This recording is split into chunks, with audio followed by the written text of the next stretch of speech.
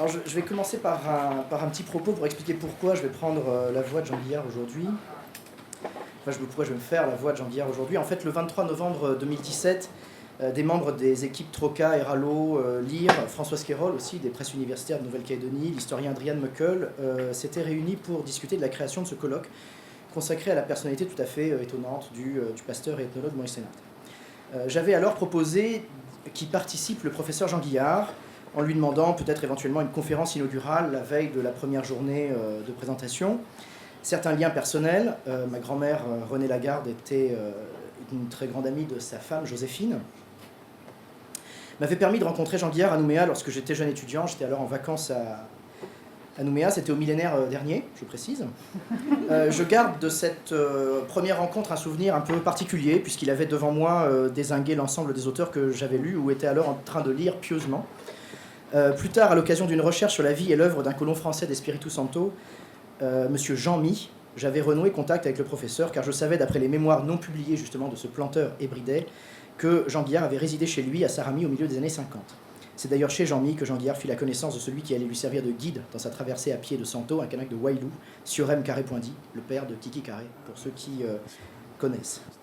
Jean Guillard n'avait alors pas été avare de renseignements et m'avait communiqué le plus gentiment du monde ses commentaires toujours aussi méprisants. Dans ce cas sur la société coloniale hébridaise, à l'exception, et j'avais de la chance, de Monsieur My, protestant comme lui, et pour lequel il avait, chose rarissime, du respect et de l'admiration. Pour en revenir au colloque et à Maurice Lénart, je m'étais donc rendu chez Jean Guillard à Tahiti en avril 2018. Il m'avait fort bien reçu, bien qu'amaigri et déjà affaibli, dans sa belle maison du Lotus à Punaoya, en compagnie d'Andreas Detloff, un artiste plasticien qui était devenu en fait une sorte de secrétaire particulier, et de Ricardo Pineri. Il avait alors été enthousiasmé par la perspective visant à dresser un bilan qu'il imaginait très positif, et nous verrons demain justement en conclusion du colloque s'il avait raison, de l'héritage de Maurice Lénart en Nouvelle-Calédonie. Il avait accepté avec plaisir de venir présenter ses souvenirs lors du colloque, offrant même de payer son billet pour Nouméa pour faire économiser de l'argent à l'équipe, ce que nous avions beaucoup apprécié. Jean Guillard nous a quittés le 4 août. Certains, lassés de ses publications récentes et de son ton acerbe, pourront s'exclamer discrètement « bon débarras », quand d'autres seront bien contents de trouver ça et là, dans ses écrits souvent, il est vrai, peu amènes, des perles de savoir remarquables ou des idées originales dont il aura, à sa manière, c'est vrai, souvent désagréables et qu'on a pu juger contre-productives, réussi toutefois à planter la semence. Je me ferai donc aujourd'hui, pour la première et dernière fois, la voix de Jean Guillard. Il avait jugé bon, conscient de son état, de nous fournir un texte en janvier de cette année. Toutefois, en partie à cause de son attention faiblissante, ce texte n'avait qu'un rapport lointain avec Maurice Lénart, et je lui avais alors demandé s'il était possible que je réutilise un texte récent, daté de 2017, et plus centré sur le sujet. C'est celui donc que je vais vous lire aujourd'hui. Je ne l'ai pour ainsi dire pas modifié, si ce n'est pour quelques mots de liaison ou pour quelques tournures de phrases qui évoquaient à l'origine plus la lecture d'un chapitre d'ouvrage que celle d'une communication orale. En dehors de cela, il s'agit de la pensée de Jean Guillard sur Maurice Lénart et autres, reproduite verbatim. On y retrouvera son style vigoureux, son sens de la formule et de la chute, son mépris, mais aussi un certain humour et de la clairvoyance. Sa tendance à généraliser est aussi partout palpable, et les communautés en présence, qu'il s'agisse des pères maristes, des colons caldoches, des administrateurs coloniaux, de certains chefs kanaks, tous en prennent pour leur grade respectif. C'est là tout le paradoxe d'un chercheur se présentant comme soucieux de couvrir des ensembles de populations de manière exhaustive, privilégiant l'individu, croisant inlassablement les données, mais généralisant trop dans ses écrits. Néanmoins, tout au long du discours, et malgré les nombreuses digressions et les rappels à son œuvre personnelle, émerge en filigrane la personnalité de Maurice Lénart, qu'il a tant admirée. De ce bilan partiel et nécessairement partisan, on retiendra surtout, derrière l'hommage éclairé par le Père, la défense aveugle par le Fils. Les îles... Alors, je cite, pardon. Les îles exercent partout une attirance soit délétère, soit calmante, au point de vous endormir à la réalité, soit enivrante de tant de différences d'avec les lieux de votre enfance. Pour ceux qui ne sont pas nés dans les îles apparemment. Les îles du Pacifique ont aussi un charme particulier du fait de la tolérance de leur population d'origine. Des dizaines de milliers d'Européens y sont passés au cours des 3 derniers siècles. La plupart n'ont pas laissé de traces historiques dans la mesure où existe une histoire fiable de ces îles depuis l'apparition des Européens. Je dis fiable depuis que j'ai vu entasser puis incendier par un sous-officier de gendarmerie en mars 1948 à Nouméa les archives du service dit des affaires indigènes. J'avais sauvé, étant là par le plus grand des hasards, les archives de l'insurrection de 1878. Je les ai prises dans le feu, emportées et rendues un demi-siècle plus tard au service des archives de la Nouvelle-Calédonie, enfin bien organisées et confiées à du personnel non destructeur. À Tahiti, La première amorce d'archives a été confiée à un garçon envoyé en stage 4 mois en France. Il a fallu l'arrêter au retour quand il s'était mis en tête de brûler la correspondance de la reine Pomaré. De ce jour, j'ai compris que tout ce qui était écrit sur le Pacifique devait être pris avec un gros grain de sel, puisque les données écrites risquaient de manquer, parce que volontairement détruites, ou d'être reconstruites, et par conséquent en partie imaginées. Et à écouter ce que pouvaient raconter les Européens coloniaux vivants, quel que soit le pays, on pouvait se douter que les morts avaient été tout aussi peu respectueux de la vérité historique insulaire. Heureusement, il y en a eu quelques autres, de toutes sortes, qui se sont perdus dans les coins et qui ont vécu jusqu'à leurs derniers jours entourés du respect, de la confiance ou de la simple tolérance des insulaires, chez qui en général ils avaient trouvé leurs épouses ou leurs compagnes, du moins s'ils n'étaient pas des hommes de Dieu, catholiques et voués au célibat. Le pasteur et missionnaire protestant Maurice Lénart pourrait faire partie de cette sélection, tant il a été couvert d'un nuage d'opprobre et par les Européens de sa génération en Nouvelle-Calédonie, et aussi par, plus tard, une nouvelle génération de chercheurs devenus jaloux de l'importance d'un apport qu'ils ne parvenaient pas à égaler. Son image doit être rétablie, conforme à sa réalité. Lénart aurait aimé mourir en Nouvelle-Calédonie et y être enterré, mais son épouse, Madame Jeanne Lénart, n'en a pas voulu ainsi. Elle désirait finir sa vie entourée de ses enfants et de ses petits-enfants. Maurice Lénart, qui, entre lui et moi, tentait de me persuader que c'était à moi de m'imposer dans mon couple, faisait finalement tout ce que sa femme désirait. Il avait construit Doneva, la mission protestante en bas de la vallée de Wailou, sur du terrain relevant de la chefferie Nedjé de Neweo, en pratique presque à main nue, en se débrouillant et en apprenant à faire au fur et à mesure qu'il entreprenait sur le domaine d'une ferme européenne rachetée par la mission. Mais cela est connu. Nous avons les archives écrites et photographiques qu'il nous a laissées. La terre était de mauvaise qualité, plus minière qu'agricole. Ce qui est ignoré généralement est l'entreprise conceptuelle qu'il a mise sur pied avec un nombre croissant de collaborateurs kanaks et qui a abouti à obtenir que rejoignent le protestantisme tous ceux qui, jusqu'alors, avaient résisté avec un extraordinaire esprit de suite à la conquête catholique, laquelle ne parvenait pas à dépasser quelques points de la côte ou établis pas très loin, mission de Tiawe à Kone, Nekliai à Koya, Azaru à Burai, Nandia à Wailu. Au bout de quelques années, Lénart avait compris que la Calédonie kanak devait être entendue comme une superposition lâche de réseaux en compétition de prestige. Voir le texte de Bouessou Origici, Le cycle du lézard, Le maître de Koné, document néo-calédonien 1932. Et que par conséquent, toute situation était inévitablement très compliquée, la politique constante de la colonisation consistant à trancher là-dedans sans la moindre nuance. De lieu en lieu, et toujours à cheval, la politique de Lénart consistait tout d'abord à apprendre quels seraient les mouvements auxquels il allait inévitablement être confronté. Pour cela, il était nécessaire qu'il acquiert une bonne connaissance des chefferies traditionnelles existantes et de leurs interrelations, de manière à pouvoir établir des alliances avec celles disponibles. Cela, il ne l'a presque jamais écrit, tout étant dans sa mémoire où il emmagasinait les informations l'une après l'autre. Les hommes appartenant à ce que l'on désigne sous le nom de la HSP, la Haute Société protestante, qui régnait à Paris sur le financement de l'action missionnaire, n'auraient pas compris ces nuances, l'échelle démographique des chefferies mélanésiennes étant bien inférieure à celle des grandes chefferies africaines ou malgaches que la Société des missions évangéliques de Paris était habituée à fréquenter. Elle n'avait pas l'apparence d'État et elle ne cherchait pas le moins du monde à ressembler à ce modèle. Pour Lénart, Dieu lui tenait la main et le conduisait par ses voies là où il était demandé, assuré d'obtenir la solidarité de ceux qui attendaient un moyen de résister efficacement au système colonial qui, pour bien d'entre eux, était représenté par les relations passablement incestueuses à l'époque de la mission catholique avec l'amirauté française, qui décidait de tout au début de la prise de possession. Amirauté chapeautant le ministère des colonies à Paris, dont les représentants militaires locaux reprocheront amèrement par la suite aux bons pères maristes toute tentative de défense de leurs ouailles contre la volonté des soldats de marine de détruire devant eux toute forme d'opposition. Les colons décrivant les Mélanésiens comme des monstres de perversité, il fallait, je cite, c'est entre guillemets, il fallait faire passer le fer, tout aussi bien sur les femmes et les enfants, la charité chrétienne serait pour les survivants s'il y en avait.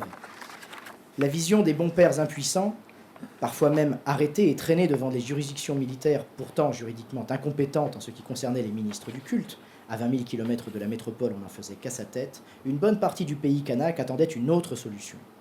Tant qu'à faire à se laisser entraîner à des gestes rituels dont la rationalité n'était pas vraiment comprise, autant rejoindre le camp le plus efficace dans la vie quotidienne et dont le représentant n'hésitait pas à intervenir à Nouméa ou à Paris. Maurice Lénart comprit cette vision utilitariste de la base et des chefferies, survivre dans les meilleures conditions possibles dans le moment. Il se proposa implicitement avec sa charge ecclésiastique pour satisfaire à cette vision, ce qui impliquait en définitive qu'il adopta la vision concrète des églises anglicanes dans le Pacifique Sud, tolérante et non destructrice de la culture traditionnelle, selon le modèle de comportement des évêques du diocèse de Mélanésie, Selwyn et Pattesson. Lénart a écrit plus tard une eulogie de Monseigneur Selwyn, figure héroïque inconnue de manière générale chez les protestants français et sur laquelle nous reviendrons.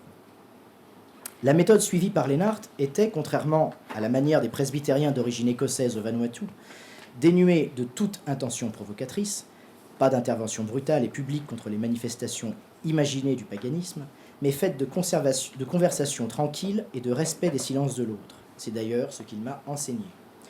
Mon premier beau-père en France, rencontrant Maurice Lénart, m'a dit n'avoir jamais vu quelqu'un avec un regard aussi profond.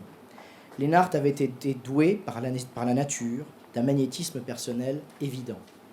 Contrairement au magnétisme de Claude Lévi-Strauss, qui se situait dans une courtoisie raffinée, mais aussi une froideur également voulue et maîtrisée, celle de Lénart rayonnait dans l'ordre de la chaleur humaine. Je l'ai rencontré adolescent et j'ai baigné dès ce moment dans la clarté de son intelligence analytique, ce qui me convenait tout à fait et qui, à l'époque, sous l'occupation nazie, représentait une forme de baume rassurant quant à l'avenir immédiat. J'avais enfin en face de moi, à 16 ans, un adulte que je pouvais respecter, à la parole claire et sans ambiguïté. Sa bienveillance m'a toujours entouré.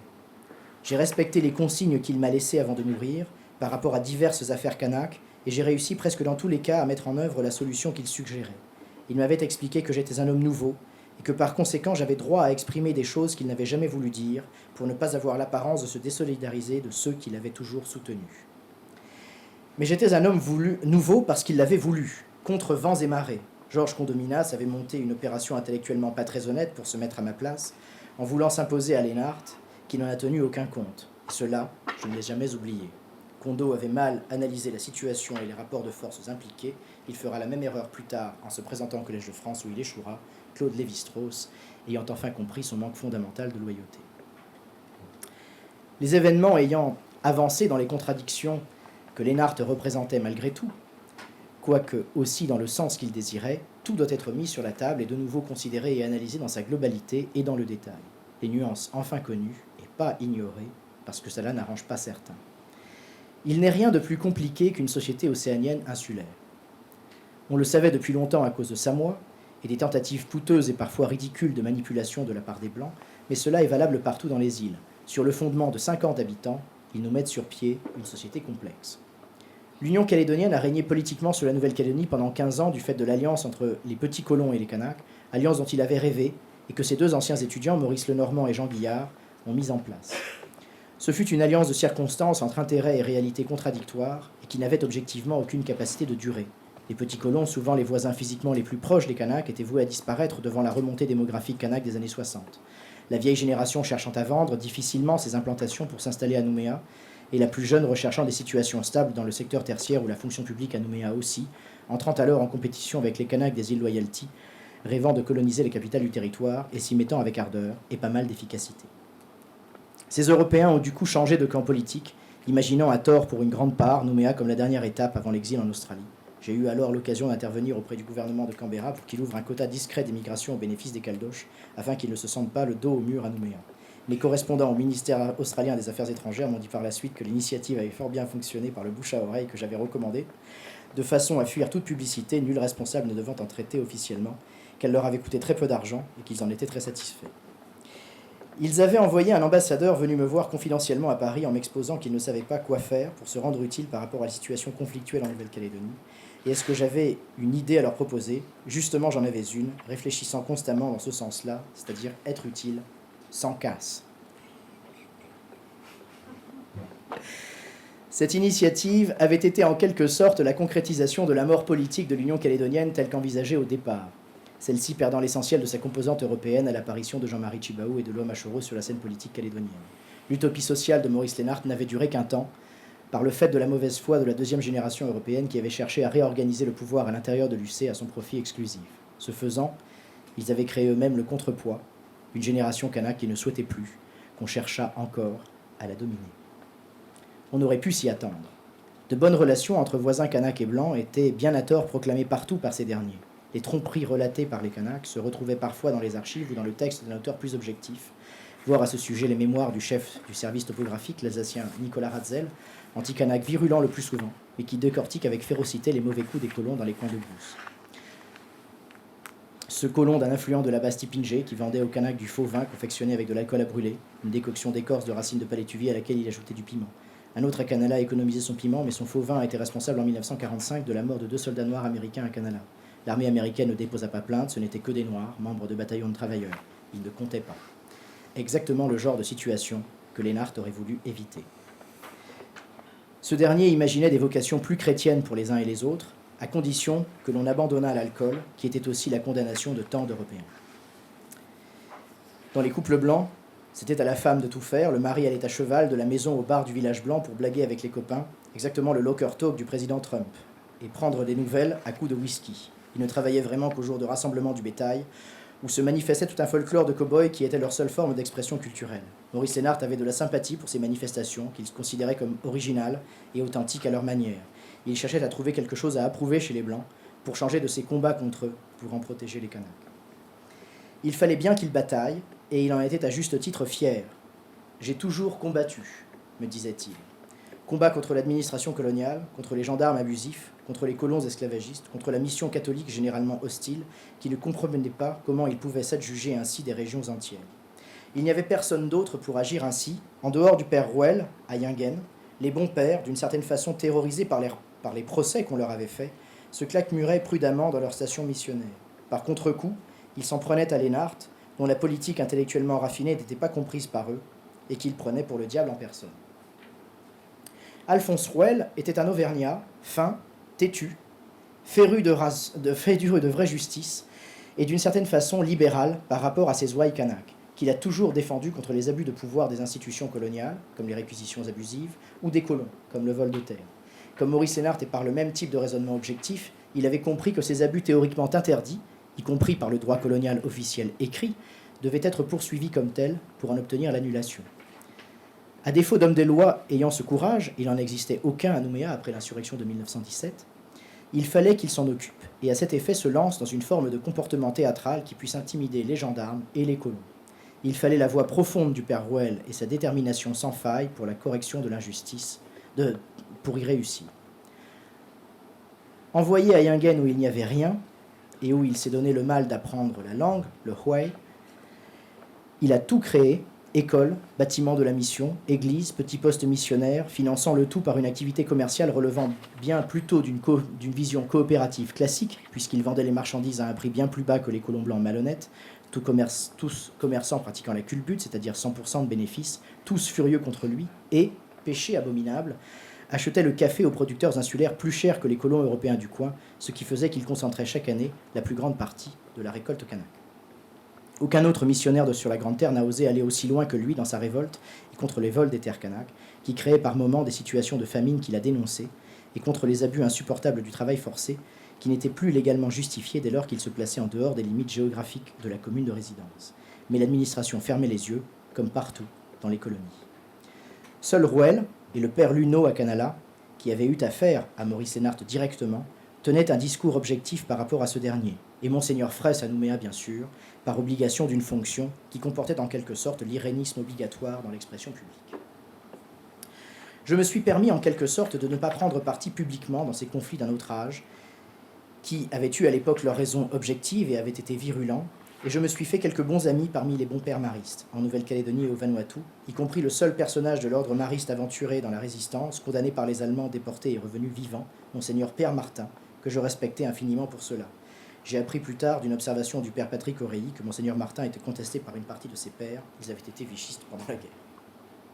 On avait assisté en 1917, à l'occasion de la tentative d'insurrection, il y a bien eu tentative si en définitive le résultat ne correspondait que par moment à l'intitulé officiel, à une grande manipulation kanak permise par la neutralité officielle prétendue de la chefferie Boirat, qui cherchait à se cacher derrière ses missionnaires catholiques et pour les mettre de son côté, s'en prenait aux protestants contre lesquels on accumulait les accusations fausses et les provocations, pour en même temps chercher à les entraîner de force dans le mouvement en dirigeant la répression contre eux. Lennart était partout, sur la côte, dans son petit cotre, évacuant à l'occasion les colons qu'il sauvait, mais surtout envoyant à travers toute la zone insurgée des messagers bien choisis, protégés par leur statut traditionnel ou leurs alliances matrimoniales, pour détacher des pans entiers de l'insurrection et faire évacuer ces populations vers le sud, dans des zones contrôlées, où elles ne risquaient pas de tomber victimes d'expéditions militaires toujours parfaitement aveugles. Ces messagers, je les ai tous connus, et j'ai travaillé avec eux, toujours exactement dans le ressort des événements. Les chefs de Wailou, qui sont venus en 1917 apporter leur soutien d'ailleurs efficace aux quelques troupes de répression existant dans le territoire, étaient peu mobiles. Les survivants m'ont raconté qu'on leur avait confié des fusils militaires et des cartouches, mais que celles-ci leur ayant été livrées humides et inutilisables telles que, ils avaient dû les mettre à sécher lentement à une certaine distance de feu, ce qui était une opération pour le moins hasardeuse. L'opération menée par ces chefs à Wailou était le fait de personnages locaux en opposition à la politique libérale appliquée par Maurice Lénart, qui impliquait une lutte contre l'alcoolisme, ces chefs étant parmi les plus ivrognes de la région.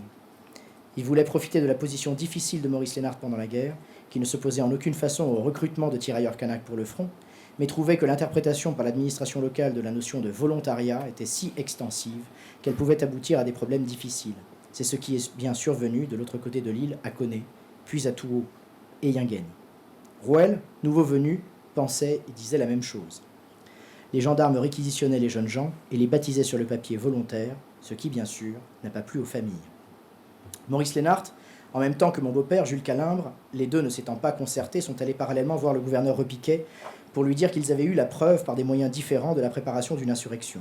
Repiquet provoquera une enquête de gendarmerie qui conclura tout au contraire que les choses étaient calmes et les indigènes loyaux. Avec les méthodes de travail qui lui étaient imposées en colonie, la gendarmerie départementale se trompait facilement dans ses analyses politiques. Les 10 chefs de Wailou, une minorité, espéraient que Lénart s'opposerait à leur action, mais il n'est pas tombé dans ce panneau-là. Par contre, il leur a fait la guerre après, quand les volontaires sont revenus avec les femmes prisonnières qu'on leur avait livrées officiellement à l'avance, mais sans qu'il n'y ait rien eu d'écrit. Comme à Canala en 1878. Et là, l'injustice et la violation des droits de l'homme étaient si criants qu'il a bien fallu rendre ces femmes à leurs maris, même anciens révoltés. D'autant que sur ce point, le père Rouel était en accord entier avec Maurice Lénart. Et que la décision au départ, de quelque côté qu'on la regarde, était entièrement illégale, dépassant les droits constitutionnels de l'autorité qui avait pris une décision qu'elle avait bêtement cru pouvoir tenir secrète. De son côté, pendant l'insurrection, le père Rouel prévenait les intéressés de la venue d'une colonne de soldats et d'auxiliaires kanaks de manière à ce que ces derniers trouvent les villages vides, villages qui, après l'affaire, deviendront solidement catholiques et surtout fervents du bon père, par reconnaissance. Les initiatives de Lénart et de Rouel étaient bien entendu inconnues de l'administration coloniale, chez qui circulaient des accusations bizarres contre Lénart qui était censé utiliser son argent personnel pour financer l'insurrection, ou des subsides venus de l'extérieur.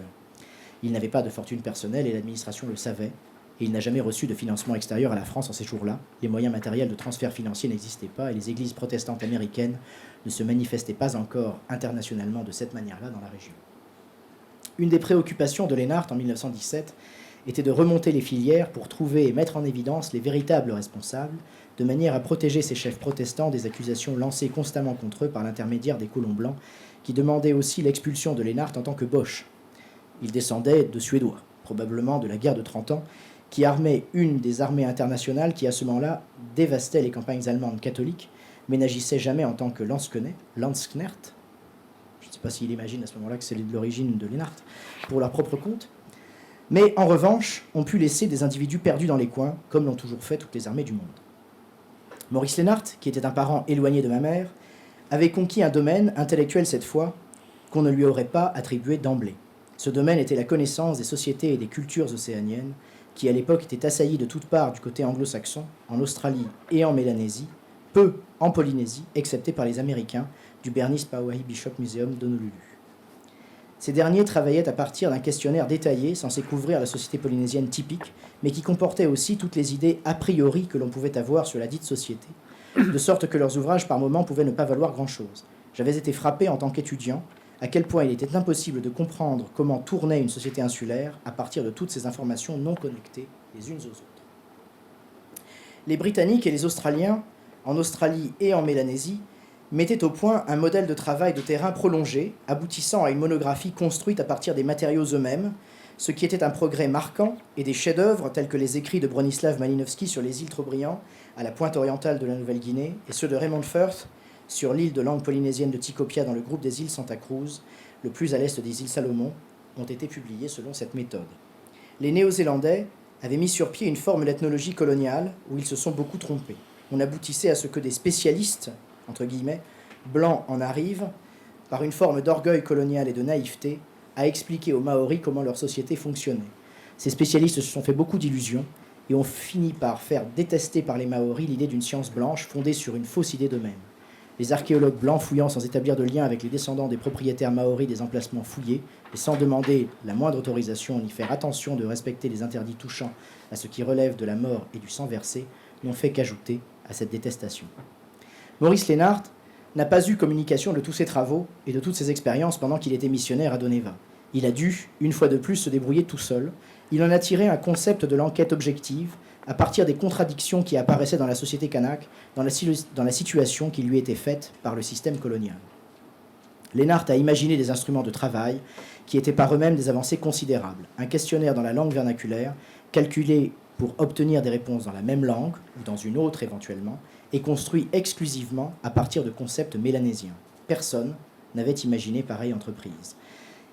Il a été le seul chercheur français de l'époque, et d'aujourd'hui, à se donner la peine de construire un inventaire exhaustif des quelques 3 à 4 000 habitants des vallées parallèles de Wailou, inventaire comportant les mariages sur 3 générations, la désignation du groupe de descendance de chacun, de l'oncle maternel de chaque personne et du symbole animal, végétal ou autre auquel il ou elle pouvait se référer.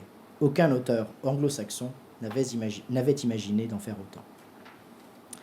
J'ai poursuivi dans le même sens, en mettant sur pied des couvertures généalogiques et des couvertures foncières exhaustives.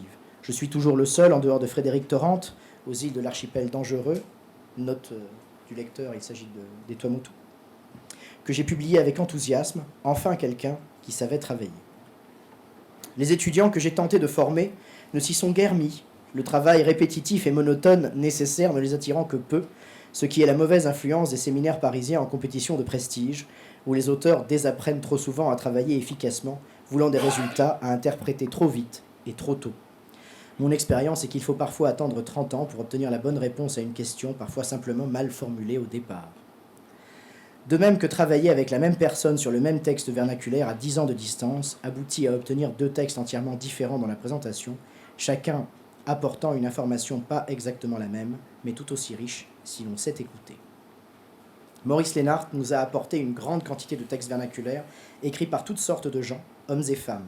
Il nous les a donnés sans en changer un seul mot et assortis d'un appareil de notes qui, pour l'époque, était un modèle d'objectivité et d'information de qualité. Ceux qui le critiquent aujourd'hui, qui ont bénéficié de la bonne réputation qu'il avait donnée à la recherche en milieu kanak, ne parviennent même pas à laisser derrière eux des données de même qualité, certains par paresse intellectuelle, se contentant d'un ou 2 informateurs privilégiés qui les manipulent en permanence pour des raisons qu'ils ne voient pas clairement, parce que cela les obligerait à travailler autrement. Depuis le début de la profession, l'informateur privilégié est une catastrophe, tournant tout au bénéfice de son groupe de descendance et de ses alliés. C'est le mythe du sage et de l'ancien qui sait tout. Mon expérience est tout au contraire. Tant qu'il n'est pas marié, et avec au moins un enfant, un insulaire n'est pas considéré comme étant un adulte. Mais à partir de ce jour-là, il lui devient loisible de parler et de montrer qu'il peut en savoir autant, sinon plus, qu'une vieille personne qui, en fait, a travaillé toute sa vie chez les Blancs. Je poursuis toujours mes enquêtes en présence d'un grand nombre de personnes et surtout de femmes qui ont le plus souvent une meilleure mémoire que les hommes pour ces détails qui se révèlent si souvent essentiels pour l'analyse et l'interprétation et qui relèvent de la vie réelle, dont évidemment tout ce qui touche à la naissance et à la mort. Lénart procédait souvent ainsi, profitant des occasions de fêtes religieuses. Le missionnaire anglican Walter John Durard aux îles Banks, Vanuatu, qui se révélera un collaborateur précieux pour lui, pour William H. Rivers, procédait de la même façon, sans avoir l'ouverture et l'agilité d'esprit de Lénart. Ces informations, soumises à critique scientifique, pouvaient se révéler de qualité. Mais il était à peu près le seul, depuis le pionnier, le révérend Codrington, qui travaillait à partir des textes vernaculaires rédigés par ses élèves et vérifiés avec les parents à l'occasion des vacances scolaires. C'est ainsi, à vérifier partout sur le terrain la validité de ce que les auteurs blancs ont écrit, ce qui est raisonnablement impossible de loin sur le seul papier, les faux historiens actuels de l'anthropologie sont trop souvent des anthropologues de terrain ratés, que l'on peut justifier éventuellement la qualité des données et les utiliser pour un comparatisme prudent, de lieu en lieu, et surtout de proche en proche. Les sauts à travers des milliers de kilomètres ne sont jamais scientifiquement justifiables. Claude Lévi-Strauss s'y lançait trop souvent, à ses risques et périls, faisant ainsi du tort à sa méthode, qui était pourtant si fertile lorsqu'elle en restait sur un terrain précis et les terrains voisins immédiats. Ces Indiens, entre guillemets, étaient constamment orphelins. Entre l'Amérique du Nord et celle du Sud, il y avait les cités-États amérindiennes du centre auxquelles il n'a jamais voulu toucher. La raison pouvait en être que les interprétations archéologiques de chercheurs essentiellement nord-américains de cette réalité présentaient des trous et des incohérences méthodologiques qui lui paraissaient insurmontables. Voir l'aventure du faux crâne de cristal, dont un exemplaire avait été acquis à tort par le docteur Paul Rivet, qui s'est cru là malheureusement compétent pour le musée de l'homme. Je suis obligé de constater que des chercheurs de générations successives sont saisis d'un sentiment incontrôlable, d'envie et de jalousie incoercible devant la qualité humaine et l'intelligence de Maurice Lénart, et perdent leur temps à vouloir le détruire. Il était très au-dessus de son temps, mais j'avais noté des sentiments de cet ordre vis-à-vis de lui déjà à l'intérieur de l'Église protestante métropolitaine. J'ai passé une nuit à me disputer fin 1944 avec le secrétaire général de la FED, la Fédération des étudiants protestants, pour essayer de comprendre pourquoi, selon lui, il était nécessaire de considérer Lénart comme dangereux. Il tournait autour du pot et ne m'a pas fourni d'explication claire. En réalité, Lénart avait formé des pasteurs kanaks, non pour être les commis obéissants du missionnaire comme le voulaient tous ses collègues, mais des hommes d'initiative spontanée. Il n'était pas tout à fait le premier. L'évêque écossais George Augustus Selwyn en Nouvelle-Zélande, à la recherche de futurs chrétiens qui ne seraient pas dominés par des colons incultes et cruels, avait formé le premier prêtre anglican kanak, originaire justement des îles Banks, en 1874, un siècle avant que tout le monde ne s'y mette en catastrophe sous la pression de l'évolution historique. Mais Maurice Lénart avait été le premier missionnaire protestant français à voir juste et clair et à faire entièrement confiance aux Mélanésiens au lieu de vouloir les commander. L'Église officielle de ce moment-là n'a pas compris et ne lui a pas pardonné ses idées de progrès. Il faut bien reconnaître que les églises calvinistes ne sont malheureusement pas les collectivités évangéliques les plus démocratiques du monde.